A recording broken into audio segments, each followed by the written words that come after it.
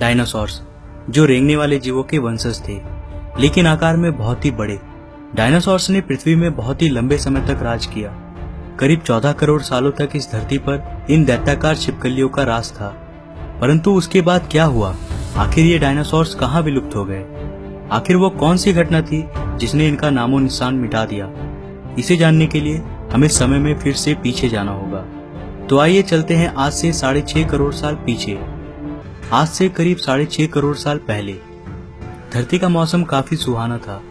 चारों तरफ पेड़ पौधे, सूरज की धूप, समुद्र से आती ठंडी ठंडी हवाएं और ये डायनासोर। परंतु यहाँ डायनासोर के अलावा एक और प्रजाति भी था जो आकार में बहुत ही छोटा था और ये आज के चूहे जैसा दिखता था। असल मायनों में यही हमारे प्राचीन पूर्वज थे और आगे चलकर हम इन्हीं से विकसित होने वाले थे। ये थे मैमल्स, यानी स्तनधारी जीव। आपकी जानकारी के लिए मैं बता दूं कि डायनासोर्स अंडे देते थे, लेकिन मैमल्स अंडे नहीं देते हैं। हम इंसान भी एक मैमल हैं। उस वक्त ये मैमल्स डायनासोर्स के डर से जमीन के अंदर बिलों में छुप कर रहते थे और इनकी यही खासियत इनके लिए वरदान बनने वाला था। जब ये सारे जीव आराम से धरती में अपना जीवन बिता रहे थे, उस वक्त एक 10 किलोमीटर के डायमीटर वाला एक एस्टेरॉइड सीधे धरती की ओर बढ़ रहा था। धरती के ग्रेविटेशनल फील्ड में घुसते ही इसका रफ्तार एकाएक और तेज हो गया। प्रत्येक सेकंड के साथ साथ ये धरती के करीब और करीब बढ़ता जा रहा था। करीब 70,000 किलोमीटर प्रति घंटे के रफ्तार से यह धरती के वायुमंडल में प्रवेश करता है। धरती के वायुमंडल में घुसते ही घर्षण की वजह से ये एक आग के गोले में बदल गया। इसकी चमक इतनी अधिक थी कि इसके 800 किलोमीटर के रेडियस में आने वाले सभी जीव पूरी तरह से अंधे हो चुके थे। ये जीव इसे देख नहीं पा रहे थे, लेकिन वो इसे महसूस कर सकते थे। एस्टेरॉइड जमीन से टकराता है और एक बहुत ही भयंकर विस्फोट होता है। ये विस्फोट इतना शक्तिशाली था कि इसके टकराते ही पृथ्वी की लाखों मीट्रिक टन धातु अंतरिक्ष में चला गया। विस्फोट वाली जगह पर एक 180 किलोमीटर चौड़ा और 20 किलोमीटर गहरा गड्ढा बन गया। इस गड्ढे का सारा मैटर आसमान में धूल के एक बड़े बादल का निर्माण किया। इतने बड़े टक्कर की वजह से भूकंप की तरंगे धरती के क्रस्ट में कई किलोमीटर दूर तक चली गई। इस वजह से समुद्र में विशालकाय लहरों का निर्माण हुआ और एक के बाद एक सुनामी की लहरें चारों तरफ बढ़ने लगी। धरती के महाविनाश की प्रक्रिया का आरंभ हो चुका था।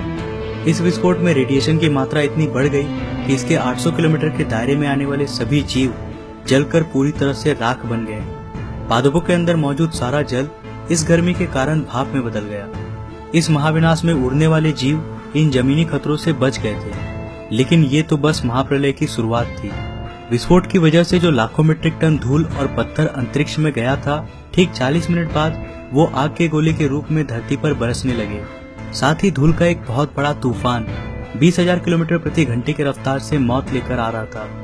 ये धूल के बादल कई किलोमीटर मोटे थे, जिसकी वजह से धरती पर सूरज की रोशनी का पहुंच पाना असंभव हो गया था। कई सालों तक धरती पर सूरज की रोशनी पहुंच ही नहीं पाई और इसके परिणाम स्वरूप धरती पर पेड़ पौधों की लगभग सारी आबादी खत्म हो गई थी। इस बादल ने धरती को चारों तरफ से ढक लिया था। विस्फोट के 90 मिनट्स बाद धरती का तापमान 150 डिग्री सेल्सियस तक चला गया। इसकी वजह से जो डायनासोर विस्फोट के इलाकों से बहुत दूर थे, वे भी इस गर्मी से बच नहीं पाए।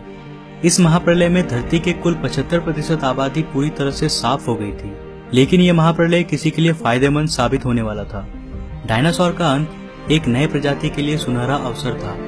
मैमल्स, इन्होंने खुद को इस महाविनाश से बचा लिया था।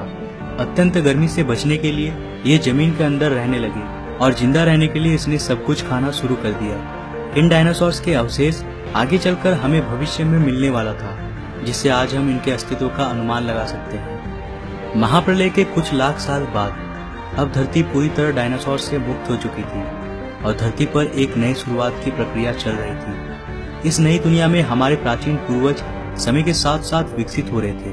अब ये आकार में पहले से काफी बड़े हो चुके थे, परंतु ये अब भी दिखने में हमारी तरह बिल्कुल नहीं लग रहे थे, क्योंकि इसे आगे चलकर कई अन्य प्रजातियों में विकसित होना था। आज से करीब 4.7 करोड़ साल पहले अब धरती का वातावरण लगभग पूरी तरह से आज के समान बन चुका था। इस वक्त धरती का तापमान 24 डिग्री सेल्सियस था और धरती का एक दिन करीब 24 घंटों का होता था। इस वक्त धरती के सारे महाद्वीप लगभग पूरी तरह जानी पहचानी थी। केवल एक नए भूभाग की रचना बाकी रह गई थी। धरती के टेक्टोनिक प्लेट्स में एक बार फिर से हलचल हुई, जो धरती के दो बड़े बड़े द्वीपों को एक दूसरे के पास ले जा रही थी। ये वही भूभाग है जहां आज इस वीडियो को देखने वाले अधिकतर लोग रहते हैं। ये है इंडिया, जो एशिया महाद्वीप की ओर तेजी से बढ़ रहा था। इन दोनों द्वीपों के आपस में टकराने की वजह से एक नए भू श्रृंखला का निर्माण हुआ, एक नई पर्वत श्रृंखला, हिमालय। और ये है दुनिया की सबसे ऊंची चोटी, माउंट एवरेस्ट। इस पर्वत श्रृंखला में गिरने वाला बर्फ आगे चलकर कई नदियों का निर्माण करने वाला था, जो भविष्य में दुनिया के लगभग आधी आबादी को पीने का पानी मुहैया कराने वाली थी। लेकिन यहाँ धरती पर अब भी कुछ कमी रह गई थी। धरती पर अभी भी कोई चीज लापता थी। वे थे हम मनुष्य। लेकिन परिस्थितियां अब बदलने वाली थी। आज से 40 लाख साल पहले अफ्रीका के पूर्वी इलाके में एक नए पर्वत श्रृंखला का निर्माण हुआ, ईस्ट अफ्रीकन रिफ्ट वैली। ये पर्वत यहाँ आने वाले मानसूनी हवाओं के लिए एक अवरोध बन गई थी और इस वजह से यहाँ के जंगलों में बारिश आनी बंद हो गई। यहीं इसी जंगल में रहते थे एप्स। ये पेड़ के ऊपर रहते थे जहाँ उनको खाने की कोई कमी नहीं थी। इस वजह से ये हमेशा पेड़ों पर ही रहते थे। लेकिन अब यहाँ समय के साथ साथ सूखा पड़ने लगा। बिना बारिश के जंगल पूरी तरह साफ हो गए और इन एप्स के लिए खाने की समस्या उत्पन्न हो गई। खाने की तलाश में इन्होंने पेड़ों से उतरने का निर्णय लिया। यह है एडिपिथेकस रेमिडस। ये हमारे पूर्वज थे जिन्होंने एक बहुत बड़ा निर्णय लिया था। इनका दिमाग एक संतरे जितना बड़ा था और आकार में ये महज 4 फीट लंबे होते थे।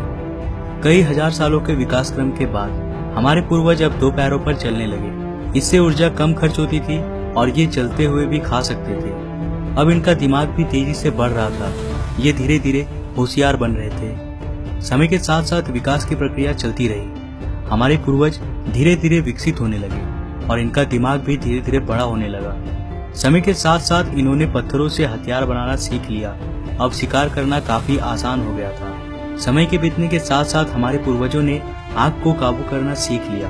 आग की खोज हमारे पूर्वजों के लिए सबसे बड़ी खोज थी। ये उन्हें गर्मी, रोशनी और अंधेरों में सुरक्षा देती थी और इसी वजह से अब परिवार भी बनने लगे।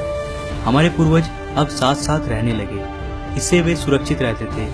आग में पका मांस को चबाने में कम ऊर्जा खर्च होती थी और इसी वजह से ये ऊर्जा अब इनके दिमाग में खर्च होने लगी। हमारे पूर्वजों का दिमाग अब काफी बड़ा हो चुका था।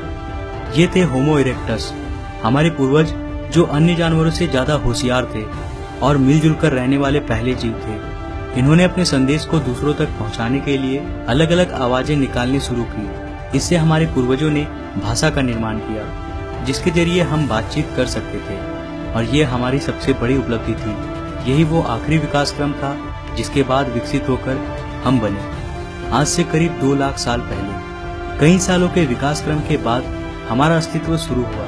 हम होमो सेपियंस यानी बुद्धिमान जीव। हमारे पास धरती के सारे जानवरों की तुलना में सबसे बड़ा दिमाग था। हमारे पास औजार थे, भाषा थी और सबसे बड़ी चीज हमारे पास दिमाग था। आज से करीब कुछ सेकंड पहले हमने और आपने साथ में मिलकर 4.5 अरब साल के सफर को तय किया। अब हम वापस घर आ चुके हैं। यह है हमारी दुनिया, हमारा समय। आज हम काफी विकसित और आधुनिक बन चुके हैं। आज हम अपने आसपास घटने वाली घटनाओं को पूरी तरह समझ सकते हैं। हम जानते हैं कि ये समुद्र कहाँ से आए। हम आज ये भी जानते हैं कि यह जमीन जहाँ हम खड़े हैं उसका निर्माण कैसे हुआ और आखिर में धरती में जीवन कहाँ से आया था। लेकिन हमारा सफर अभी भी खत्म नहीं हुआ है। हमें अभी और भी आगे जाना है। हमें इस संसार को और अच्छे से समझना बाकी है। तो आज के लिए बस इतना ही। अगर आपको ये वीडियो पसंद आया तो इसे लाइक जरूर करें और नीचे कमेंट में बताएं कि आपको ये सफर कैसा लगा। अगर आप नए हैं इस चैनल पे तो चैनल को सब्सक्राइब करने के साथ साथ नोटिफिकेशन बेल को भी ऑन कर ले। मैं मिलता हूँ फिर से एक नया इंटरेस्टिंग वीडियो के साथ। तब तक के लिए बाय।